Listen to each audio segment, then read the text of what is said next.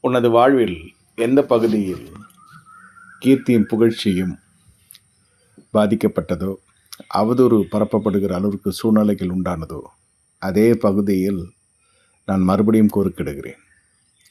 கிருபை பெற்றுள்ள நீ வாழ்க என்ற வார்த்தை மரியாளுடைய வாழ்க்கையில் வந்த பொழுது தேவ திட்டமும் தேவ சித்தமும் வாழ்க்கை நிறைவேறினது. ஆனால் அதே சமயத்தில் அவள் தவறான ஒரு புரிதலுக்குள் சமுதாயத்தில் காணப்பட்டாள். அநேகர் தேவ திட்டம் என்று எடுத்துக்கொள்ளவில்லை. அவளுடைய குணாதிசயங்கள் நடத்தைகளை குறித்து வித்தியாசமான கோணத்தில் சித்தரிக்கப்பட்டது. அதே போல் உன் வாழ்க்கையில் தேவ திட்டத்தின் நிமித்தமும் தேவ நாமத்தின் நிமித்தமும் தேவ கிருபை நிமித்தமும் பல நிந்தைகள் அவமானங்கள் வழியே நீ கடந்து சென்றாய். நான் அதை அனுமதித்தேன். ஆனாலும் அதனுடைய பலன் அவமானம் நிந்தை என்பதல்ல, அதனுடைய பலன் கீர்த்தியும் புகழ்ச்சியுமாம். அதையும் நீ அறியப் போகின்றாய்.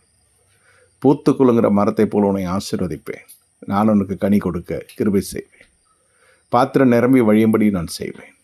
நீ பாளையத்தை பரிசுத்தப்படுத்தி கொண்டிருக்கிறதை நான் பார்க்கிறேன். கட்டுகளை அவிழ்க்கிறேன், சிறையிருப்பை திருப்புகிறேன் என்று முதல் உன்னை ஆசீர்வதிப்பேன். அறிவில்லாமல் நீ சங்காரமானா என்று அநேகர் சொல்லிக் கொண்டிருக்கிறார்கள். அவருடைய ஞானத்தை அபத்தமாக்கி போடுவேன்.